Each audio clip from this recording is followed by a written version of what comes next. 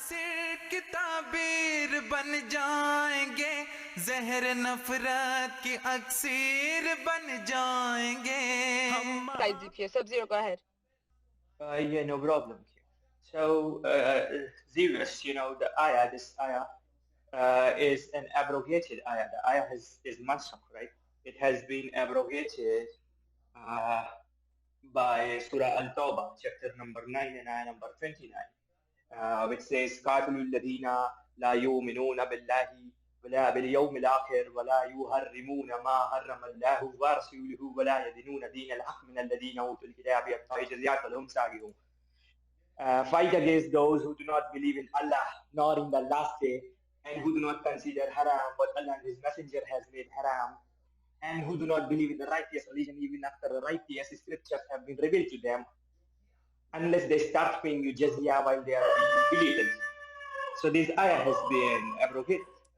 The ayah was valid for the time when Islam was still in growing phase, but when Islam gained a sufficient number of followers, the practice of like giving religious freedom was completely discarded, right?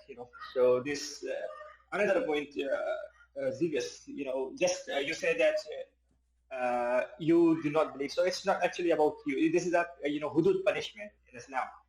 So for hudud punishment, the Islamic authorities have to respond. Our individual opinions do not matter. So the opinion of the Islamic authorities do matter. So if I may ask you, which Islamic school of thought are you referring to when you say that in Islam the punishment for living, the punishment for apostasy is not death? Which Islamic school of thought or which Islamic authority are you? Yeah, so first point regarding the abrogated verse, right? Abrogation is blasphemous to the Quran itself, so I won't even go there for now. I'm just here to answer Kim's answers, give her the verses and the Hadith, and then we can discuss the abrogation part. The point about which Islamic school of thought I belong to the Ahmadi Muslim community. So we believe in we're the Muslims who believe that the Messiah, prophesied by Prophet Muhammad ﷺ, has come. So we do that. Third thing regarding authorities or whatever who has to do it, I'm not even talking about, hudud, sorry. You mentioned it's a hudud punishment. A hudud punishment is supposed to be in the Quran. But nowhere in the Quran does it talk about killing apostates in a single place. Quran does talk about apostasy, but in multiple verses. One of the verses I'm going to post here, is 4137 or 4138. It says those who believe, become Muslims, and then they disbelieve, meaning they apostate, and then they believe again, meaning they become Muslim again, and then they disbelieve again, meaning apostate again, and they keep on doing it. It says Allah will never forgive them, and He will never guide them through the way. So it's clearly talking about apostasy, and it's talking about apostasy and accepting Islam, and apostasy and accepting Islam multiple times, right? First of all, it never says that someone who does apostasy has to be killed. Number one. Number two, how can a person hold on. do apostasy? We've heard enough, man. Let me finish. Enough, my friend. Can I finish, please? You were finished when you started, bro. Everybody in the chat. Kim, am I allowed to speak, or? All the sources. Guys, hold on, guys. I'm sorry. I understand so much. I just want like 5 minutes, and then I'll post all the verses, and that's it. That will be 5 minutes of our life that we can't get back. All right, thank you. So the point number 2 is, if someone apostates multiple times, how are they alive, right? If apostasy's punishment was supposed to be death, how can a person accept Islam again? And not once after apostating, but twice after apostating.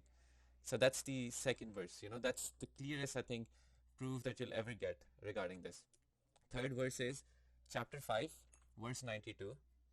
It says, obey Allah and obey the messenger, and be on your guard. But if you turn away, meaning you apostate, then know that on the messenger lies only the clear conveyance of the message. Meaning, if you apostate after accepting Islam, then know that the job of the prophet is only to convey the message. It does not say that if you leave, then the job of the prophet is to kill. Okay, hold on, Zip here. I don't want to go on a long narration without people having to respond. So William Yeah, has been putting a lot of things. Hold on. William has been putting a lot of things that we got here. So let's have William state one of his points, yeah, and sure, then you respond to one of his points. sure, yeah, Go sure. ahead, William. Thank you. Go ahead. By the way, I posted 3 verses in the chat, so if I you guys already can. posted. I already posted the ayah you asked. So in the Quran, it clearly says, just like you said, that we are to obey Allah and the Messenger. And the Messenger says, kill anybody who leaves their religion. So there's no way around that. And in the ayahs, you just, you're adding your own opinion to the ayahs that you're saying. And you clearly said no one can come and say or bring any evidence of why people are killing apostates, when clearly it just says in those Sahih Hadith that anyone who leaves their religion is to die. Now, I don't know how you're just going to ignore the 4, 5, or 6 Sahih Hadith that I posted in the chat that says that, how you could just work your way around it and then go back to say it doesn't say any of that in the Quran when it says to follow the messenger in the Quran. I mean, I don't know how you're getting around it with all this tiptoeing. Plus, you have the history of Islam since its beginning. You can look in the paper right now and put in Deborah Samuels, who was killed just for almost talking bad about Islam. She was taken out of a classroom, beaten, and burned to death. A beautiful 20 or 21-year-old woman. And this is what we have to look forward to when Muslims become majority. All right, so I don't know where you're getting from that I'm denying that following Prophet is not allowed in Islam. Like, I don't know where you're getting from. I clearly told Kim in the very beginning that I know. I'm going to go to each one of those ahadiths that you're going to quote because I know which ones are those. So I never denied them. That's the first thing, right? Your comment assumes that I'm denying the Prophet, which is not true. I take those sayings, the one that you were talking about, as authentic. Sahih, meaning, right? So I don't deny them. Yeah. But then to prove So a don't point, try and put your own spin on them, my friend. Unless William, you have your own book of hadith or tafsir. Do you have your own book of tafsir? William, hold on. Just let him finish, please. But he already wasted 5 minutes of all our lives, man, by lying to us. No. How many more lies are we going to stand? William, we do have like an open stage where we want all voices to be heard. So let him speak, and then you or Sub-Zero can then counter. But I will say this, yes, right? All of the jurisprudence in I told you already, Kim. I told you, I believe. I agree with it, right? Right, like, I agree with what you're going to say, right? So there's no point in saying that. I'm just showing you, first, I'm showing you how Quranic jurisprudence, Islamic jurisprudence works. Quran on the top, ahadith, and so on, right? That's the example. So, and then I quoted 3 verses, which clearly says, obey Allah and obey the messenger. Exactly what the verse William quoted. Kind of. In the very beginning part is exactly the same. And then it goes on to say that obey messenger, but if you apostate, that's the clear verse. Like, there's no brackets in it. That's the exact Arabic translation. You can go to any verse, any Quranic translation, you're going to get the exact same translation. It says, if you apostate, then on the messenger only lies the conveyance of the message, meaning messenger is not supposed to force you, but he is only there to convey the message. That's very clear. Now, there's more verses in the Quran that's talking about the apostasy in exactly the same way. It doesn't say kill them. Now I'm going to go to a hadith, right? Because that's what you guys want me to go to. That Prophet somehow killed.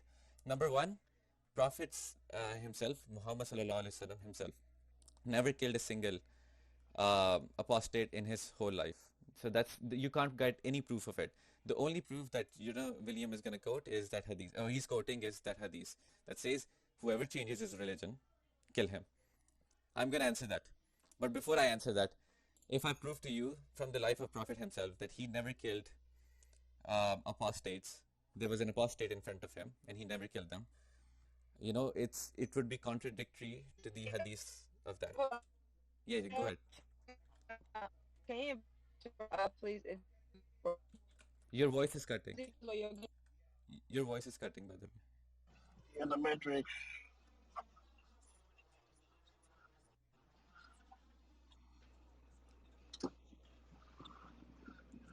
Can you hear me? Yeah, I can hear you. Oh, okay.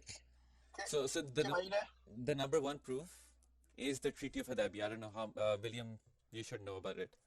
The Treaty of Hudaubiya was done in around, I don't want to be wrong, I think 6th, the year after the migration to Medina. This is when Prophet Muhammad sallallahu alaihi wasallam himself had the state, and he was ruling the state.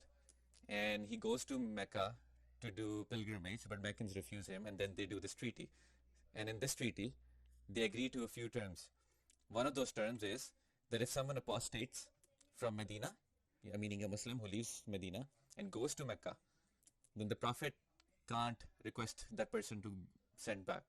Meaning, if someone leaves Islam and does not want to be in Medina, then it's upon the Prophet to send him. Do not kill him, basically, or whatever. Let him go free to Mecca. That was one of the conditions. The reference for this is in Bukhari. I can send you, but these are the conditions. I'm just going to post from the narration. What does it prove? It proves a few things. First is, I think the text is too long. 1 second. Can you guys hear me? Yes, now we can. Okay, all right.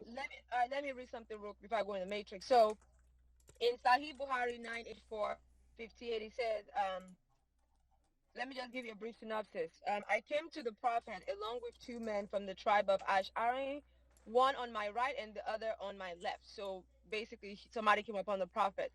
Mu'ad asked, who is this man? Abu Masa said, he was a Jew and became a Muslim and then reverted back to Judaism. Then Abu Musa requested Muhammad to sit down, but Muhammad said, I will not. Yeah, I will not sit until I go kill this man. Allah and his apostle, and repeated it thrice. Then Abu Musa ordered that man to be killed, and he was killed. This was during the Prophet's life, wasn't it? No.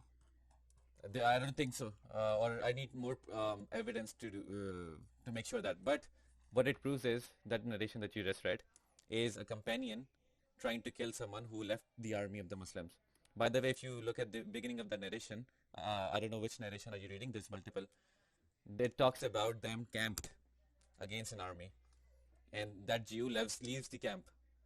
And that's the Jew who becomes Muslim, gets the intelligence, and leaves the army and goes to the enemy and gets caught. That's the context of that hadith. You can know that from the very beginning when it says that they were encamped with the army. And that's when the Jews comes. So you can check that. All right, hold on. So there's a full list of killings ordered by Muhammad. And one is... I know that. Yeah, go ahead. Yeah. Okay, well, I'm trying to understand, like, what are you trying to say with your argument? Are you trying to say that during Muhammad's life, he never ordered killings of people who were Muslims and then converted back out of it? Like, what's the point of your argument? Exactly, yeah, exactly that. And I posted one of the references here.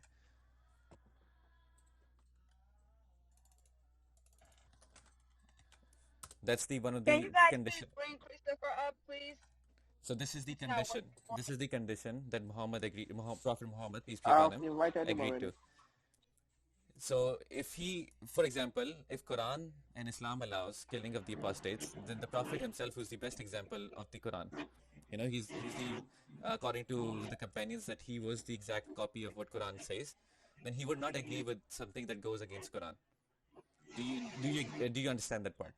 And in that treaty of Hudaubiya, if you can allow somebody else to, report the points that he has made, because he have been going on for too long, I think. Yes. I heard one. I sent a hadith, by the way. Can you open that? Ziphius, just hold on 1 second. I know you want to hi Swan, thanks for please, if you haven't done so, just click the arrow at the bottom and just share on Clubhouse, especially if you're on the stage. Thank you for being here. Ziphius, just hold tight. I want to hear from Swan. Swan, you haven't missed much. We just opened. What do you know about, and Swan is from Iran, what do you know about, punishment for apostates in Islam? I don't know if Swan can hear me. Okay, maybe she can't. All right. Hi. Yeah, my mic was stuck. Apostate means living Islam, right? Yes, ma'am. Yeah. Okay. The person who leaves Islam is the punishment for that person is death. It's called kafar. It's called murtad. And when you are murtad, you are kafar. And when you are kafar, your punishment is death. You shouldn't be alive anymore. Very simple. And so someone on the stage is saying that basically it's not in the Quran, but it's in the Hadith. Now, is that legal in Iran, Swan? Look, Punishment for it is in Quran, but it doesn't say it directly. Like when you are murtad, you are kafir. Okay, kafir is somebody who doesn't believe in God. So when you come out of like Islam, means you don't believe in God and you don't believe in Quran. Then you are a kafir. When you are a kafir, your punishment is written in Quran millions of times. Your punishment is death. So if you are a murtad, which is like somebody who has come out of Islam, you are a kafir. And the punishment for a kafir is death. And Iran has happened quite a few times. Like some people have been like saying that they don't believe in God, or this Quran is not true. We don't believe in Quran. And yeah, they have killed them. And is it your understanding that like all the jurisprudence agree that there should be punishment for people who leave Islam? Now, what I was asking earlier is, Swan, do you see from your part of the world, do you see Muslims standing up against this? Yeah, in Iran, it has been, look, it only happened in Iran about 43 years ago. Before that, we didn't have Sharia law. We had law, like, Western countries. We had law, it was based on, like, human rights. But when the government changed and we became like a Muslim country, it was like, some trap that people was trapped in it. 43 years ago, they started having Sharia law. Like some people who are running the country, they are like, Talibans. So they started Sharia law. And in Sharia law, if you don't believe in God, you should be dead. That's it, as simple as that. But people, as you're hearing that the last like about 40 days, people have been like really having big protests. We have been having protests for quite a long time. Last 44 years, we probably had protests like about 20, 30 times. But every time we had that, they have killed a lot of people in Iran. But this time, people are standing there in their ground and saying, like, we are not backing off. So they are killing them. There have been, like, about 300-400 people dead. And there have been, like, killing 23 kids between 11 to 17. They're arresting, like, kids from schools. But they're saying, no, we are not backing off. And we want this government to go away. And we don't want Islam as Sharia law. We don't want it. We want, like, law, constitution, like, based on, like, human rights. And as we were, like, we were a Western country. People were, when you were coming to Iran, it was like you're going to England, even better than England, because Iran is a big country.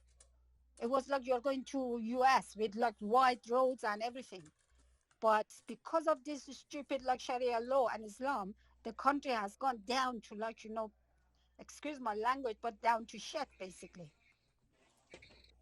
Wow. That's Thank like you. the problem with us. Wow. Thank you. Share the room too, Swan. Thank you. Go ahead, Gordon. Yeah, hello. So at first, Silvius, I I appreciate that you are of that opinion which you are. I appreciate that really, but that is not that is not representing what Islam in general says about that. And especially Sunni Islam regards usually Ahmadiyya not even as Muslims. And in Sunni Islam, all the four big schools say apostates shall be killed or shall be at least imprisoned. And you can look it up. In 2016, Al-Azhar University came up with a big fatwa about that topic. And Al-Azhar University in 2016 said officially that the blood of apostates is halal. And it's more a question of if they just apostates and they are kind of mute, everyone can kill them. But if they are openly I don't know, standing up against Islam, they shall be killed or need to be killed. You can look into that fatwa from 2016 if you like. And then if you want to see what about Quran is saying, I mean, there are many things where you can get an impression, but when you look into Surah number 5, verse 33, that's about corruption in the land. Many of the scholars say corruption in the land is also disbelief and opposing the word of the Prophet and opposing Islam, which you can see there what is the punishment. Yeah, you shall be killed, or you shall cut off in opposing sides hand and feet, or you get put to a cross and killed, and all that stuff. Yeah, very nice, very nice. And when you say in, maybe all people understood that wrong. I mean, there was, after the Prophet was dead, there was a war on apostates, because even in the case, it was the case that the Muslims were the rulers, and the Muslims were getting booty and were getting slaves and so on. Many people wanted to leave Islam after the Prophet dies, and Umar and Abu Bakr made that war against apostates, and the one was burning them alive, and the other one was just putting them to death by throwing them from mountains, or later from the highest building in the city. I mean, maybe Umar and Abu Bakr had no idea about Islam. Might be. Maybe Al-Azhar University has no idea about Islam. Maybe. But if you, it's laughable. But you can believe what you want. And I was not there. I don't know what Muhammad actually said. But the question is what most Muslims believe. So then please teach them, school them. And additionally, I would say the topic about abrogation. I mean, Mutah, for example, is in the Quran. Who abrogated Mutah? It was not even the Prophet. I think it was the third Caliph who abrogated Mutah in Sunni Islam. How can a Caliph abrogate the uncreated word of God? Very, very questionable. That's why the Shias still believe in Mutah, which is simply prostitution. There are so many things and ways of abrogation. Even in the Quran itself, it's more or less endless. Please don't tell us there is no abrogation. No abrogation. I mean, I'm not picking on Ahmadiyas usually, because at least in the very first instance, as far as I know, they are against violence. So I appreciate that, and in the first instance, for sure, they are not my enemies, so I don't want to pick on you. And that, yeah, I'm usually against, also not against Muslims, but against some kind of Shia of Sunni ideology. These things that are violent against each other. For the rest, you can believe what you want. Yeah, it's not my deal. But please don't tell us that Islam is teaching that. You can tell us what you think, what Ahmadiyya is teaching. For sure, that's your right, and I appreciate that you are peaceful. But please don't have the claim that you are telling us what Islam is teaching in general. Thanks a lot. That was all. Thank you. Zipia, do you want to respond? Yeah. Can I? Okay. Yeah, and then we'll go to Cobb after you, and then William. Thank you. All right. Yeah. First of all, Mutah was not abrogated by the third caliph or the second or whatever you said. It was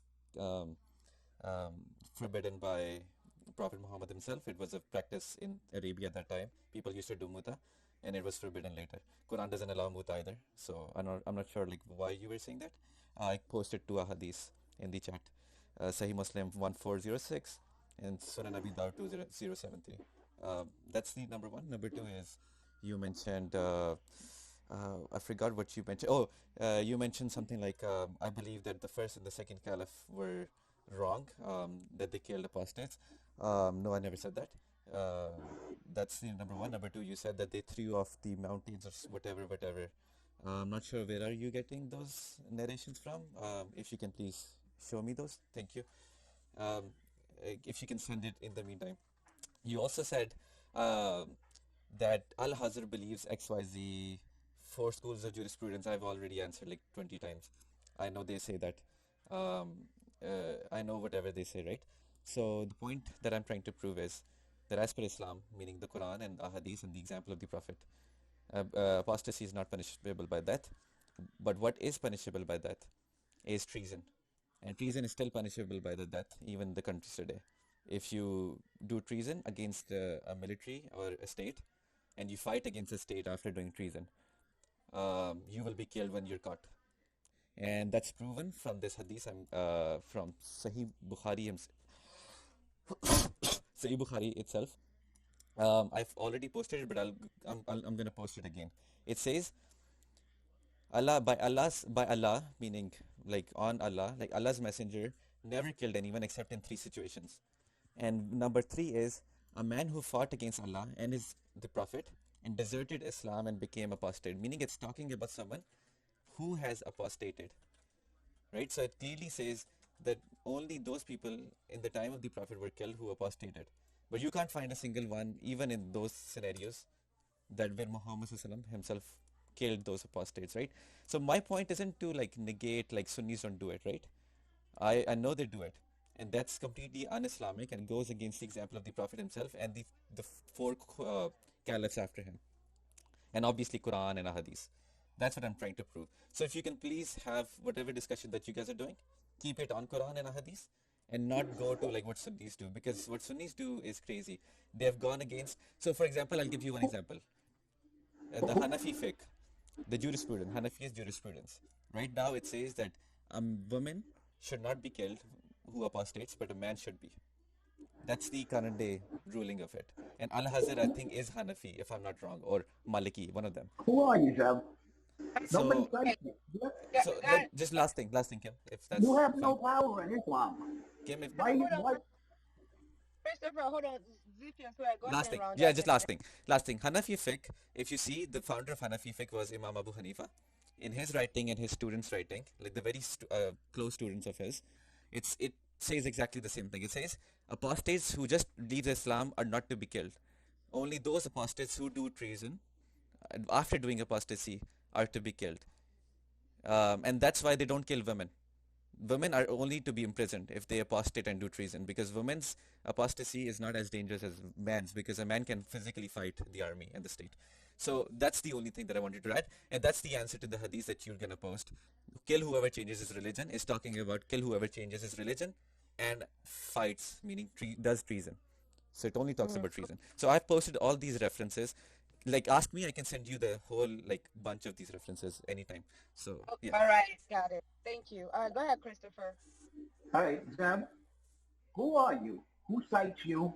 And the truth is, you have no say in Islam at all. It's also true that the Ahmadis have problems. They go to Hajj. It's also true that the Ahmadis are persecuted throughout the Islamic world. So the truth is, you have no power. Did he run off already?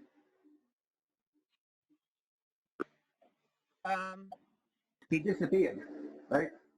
No, he's still there. So answer the question. I'm talking about you. You have no power in Islam.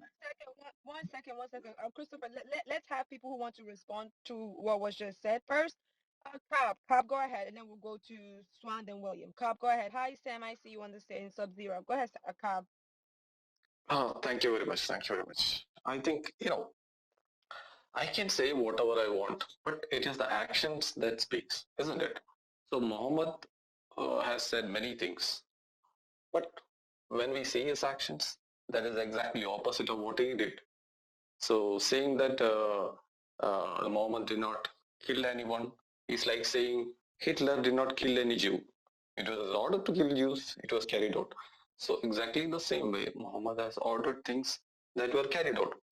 For example, there was a scribe, Muhammad's scribe called Saad bin Abi Sarh. He was a scribe of Muhammad. So Muhammad used to get revelations and the scribe used to write it down. So one day while he was Saad bin Abi Sarh. So one day Muhammad got a revelation and he was dictating it to his scribe. And at the end of the verse, the scribe gave a better verse, like Allah is the best of the creators. So Muhammad said, yes, this is exactly the way it was revealed. So the scribe got doubt. See, the revelation is coming as I said, not as he has said earlier. So either this is not a true divine revelation or either I am also a prophet because I bought a better one. So I'm also getting a revelation. So this doubt, you know, eventually he became an apostate. He left Islam and he was in Mecca. So when Muhammad came to conquer Mecca, he had a hit list of people to kill. And in his hit list, Saad bin Abi Sarh was one of the main person. And do you know what he said? Kill him even if he is clinging on to the Kaaba. Kaaba is a place where he should not be killing anybody. There should not be any war or fighting. But Muhammad himself ordered it. You know which other organization kills people for just leaving that organization? Mafia. So Islam is just like mafia. You know, if you leave treason is a different issue. That's a false equivalence. But this, if you leave Christianity, nobody is going to kill you. Even if it is for Islam, if you convert to Islam, nobody is going to kill you. If you leave any other religion, I don't think in the present condition, nobody is going to kill you. Islam is the only religion which has got theocracies and kingdoms, you know, making it a state law to kill those who leave religion. And I will quote another verse. Bukhari 3017, narrated Ikrimah. Ali burned some people and the news reached Ibn Abbas, who said, had I been in his place, I would not have burned them. As the Prophet said, do not punish anybody with Allah's punishment. No doubt I would have killed them. For the Prophet said, if somebody, a Muslim, discarded his religion, kill him. So this guy, Ahmadiyya, is saying that, you know, the caliphs, those who were with Muhammad, did not know what is the punishment for apostasy.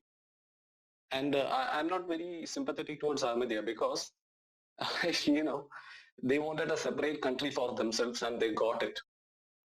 But that is when they started getting persecuted. So this is the same ideology. They are a bit peaceful than Sunnis and Shias. But that doesn't mean, you know, it subscribes to the same ideology. So I am not sympathetic towards Ahmadiyyas. Thank you very much. Yeah, so you quoted the example of Saad bin Abi Sarh, right? Who apostated and Muhammad Sallallahu said to kill him. Number one point, that this was after he joined the Meccan army and he fought against the Muslims, so he did treason. There's plenty of examples. That's no, he did not fight. He did not fight. I can prove he did not fight. Let me speak. Yeah. So you've spoken. So number one is that, right? Number two, he was never killed, even after he came in front of the Prophet himself. That was because Umar intervened for him, because Umar was a higher authority than Muhammad. He had influence over Uthman. Uthman. Yeah, but I have an example where he did not. So once again, Uthman abrogated Muhammad's orders, isn't it? No. So Uthman abrogated Muhammad's orders. I let you speak, right? So I think it's better to let me speak. So number one, like if Islam or Quran says that apostates must be killed, then there must be no leeway for anyone to do otherwise, to forgive someone. For example, Prophet himself has said that even if my daughter Fatima was supposed to stole something, he would cut off her hands even. So there is no leeway in the punishment of God. The job of the Prophet, as per the Muslims, is to establish the whatever God has said on this earth, right? And if God has said that apostates must be killed, then he is supposed to kill him, no matter what, right? He doesn't care about. So the example that you've given is, again, like, he was never killed in the end. So it does not prove anything that he was. So I have this narration in front of me from Sunan Abi Dawud. When Prophet Muhammad captured Mecca, the conquest of Mecca, right? There was almost no killing in capturing such a big city. In there, he was taking the Pledge of Allegiance with all the people, and he saw Ka'b bin Ashraf 3 times. It says he raised his head and looked at him thrice, denying him every single time. Every single time that guy tried to take the pledge on the hands of Prophet Muhammad stopped and denied him every single time. Right? So that's another proof of it. I've already quoted multiple examples from the example of life of the Prophet himself, like the Bedouin came in front of the Prophet and said, I want to apostate, meaning cancel my pledge, my bayah. Prophet Muhammad ﷺ refuses it. He comes back again and says, please cancel it. He again refuses him. And then the Bedouin just leaves. And when he leaves, Prophet says, Medina is like a pair of furnace. It expels impurities and brightens and clears its good. So this is one example. Second example is Treaty of Hudaubiya. I already quoted it. If the job of the Prophet is to establish God's order on the earth, he would not agree with the treaty's terms, where all the apostates are not to be killed and sent to Mecca safely. You know, so I can quote multiple examples. Third point is Ikrimah. These are not true. These are not true. All right. Third point is Ikrimah. Kim. Last point. You You quoted last thing, so let me answer the last. I'm gonna go start that room at the top because clearly it doesn't apply to Christianity, even though it's in the book of Deuteronomy. It looks like majority of this conversation will be based on Islam. So because it's not relevant really for Christianity anymore, and the rules that were in Deuteronomy, that was more so for the people of Israel, and it's not like a forever thing. Like they just came in to clarify. So and as we know, when we talk about punishments for apostates, you rarely ever hear it come up in the context of Christianity. So it won't really okay, right, Ziphias, you said Jesus revealed Deuteronomy. See, I don't know if Jesus revealed Deuteronomy, so I don't want to speak to it. Like, I don't know if Jesus did. However, it doesn't apply anymore. When have we ever heard a Christian getting killed or jailed because they denounce Christianity or leave the religion? It doesn't come up. So I hear what you're saying, but it just doesn't it just doesn't come up. But yeah, I mean, I think that wait, Ziphias ran? Damn. I'm here. Oh, they said you ran. Oh, I don't know what they're saying. Yeah, I'm here. Let me bring Miss Phyllis. Hi, Miss Phyllis. Hi, how are you today? Good. Can you clarify? So I'm gonna read you this from my general Christianity because it doesn't apply. But can you please clarify what Ziphias just said in the chat, that Jesus revealed Deuteronomy laws and he prescribed punishment and killing for apostates, basically. That is, Deuteronomy and the laws in it apply to the children of Israel. Okay, so when we come to Christianity, I mean, some of it was revealed prophetically in the Old Testament, but Christians go by the mindset we do not live under the law, we live by grace. So there would never be a punishment for a Christian leaving Christianity, other than spiritually. We say, well, God may chastise them. We're not talking about killing them. We're talking about allow things to happen in their life to bring them back to Jesus Christ. But you would never hear about anyone being killed because they left Christianity. Yes, you heard that? Yeah, no, my question was that you guys believe that Old Testament is a revelation of God, but it doesn't apply anymore, which I understand. Like, I have no disagreement with it. Like, if you believe it, you can believe it. My point is we don't believe that it doesn't apply anymore, that there are principles and concepts in the Old Testament that do still apply. However, we live under grace. We do not live under the law. The law was what was there before Jesus became incarnate, meaning before he came to earth. Yeah. Okay. So I'm not disagreeing with any of that. Like, if you believe that, that's fine. My point is this: Jesus is God, right? As per the Christians, and God revealed Old Testament, and God revealed those verses where it says that kill whoever does homosexuality or whoever leaves his religion, or kill all this whole nation and even the infant suckling baby. So this is what Jesus revealed at that time. Right now, it doesn't apply anymore, or whatever you said. You cannot tell me about my religion, which I do practice. I'm asking you. So, Jesus was the one who revealed them, or no? That's my question. Are you asking if Jesus was there in the beginning? Yes, and it's a hard concept for people who are not Christians to understand. No, Let me finish about the pre-incarnate Jesus.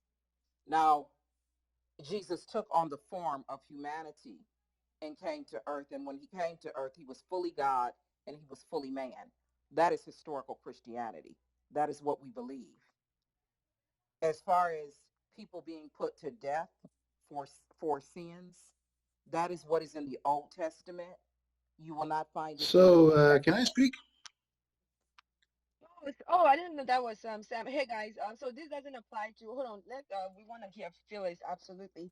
So, because this doesn't apply to Christianity, and I don't want to like confuse people, it really doesn't, and we barely hear it. So I'm about to go start that one, and then you can come into that room, and you guys can just migrate to this one, not to like cause. And why are you guys talking about Jesus Christ in the chat? Anyways, okay, I'm good about this one. You guys just migrate here. Thank you.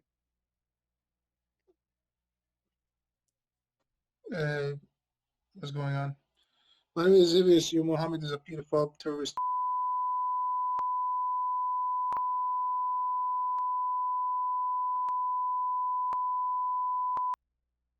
Excuse me?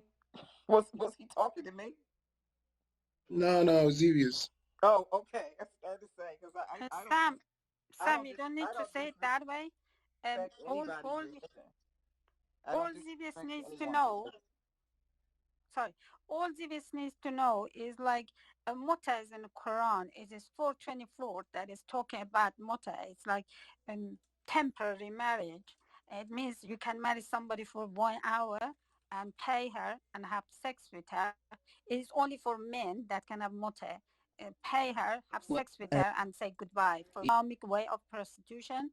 And then you talked about apostasy that is not in Quran. It is in 929 and 923 that is saying if you don't believe in God, you are kafir. And when you don't believe in God means when you come out of Islam, you become a murtad, apostasy, and that is when you are a kafir as well. So if you are a murtad, you are a kafir. But if you are a kafir, you might not be a murtad. So when you are a murtad, you are a kafir, and it's, as I said, in 923 and 929, it is saying a kafir should be killed. And it's a very simple, a punishment hey guys. for somebody who is against God. God. Can I just click the link on top because I'm about to close this room in like 5 minutes? No, that's fine. Yeah, just always remember, Muhammad was a.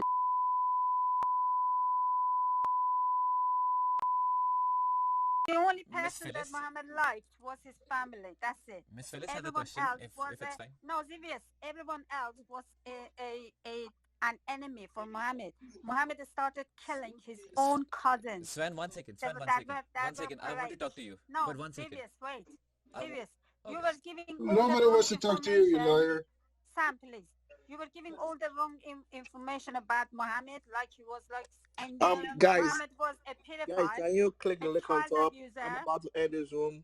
Yeah, that's it. A womanizer, and as Sam said, a piece of like something. Miss Phyllis, did Jesus reveal Deuteronomy? That's my question basically. Did Jesus fuck?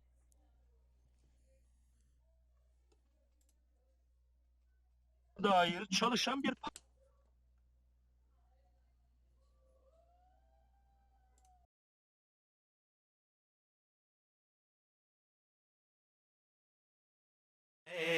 बिना सिर की ताबीर बन जाएंगे, जहर नफरत की अक्सीर बन जाएंगे, हम मोहब्बत की तनवीर बन जाएंगे, नई उंदलुस की तकदीर बन जाएंगे।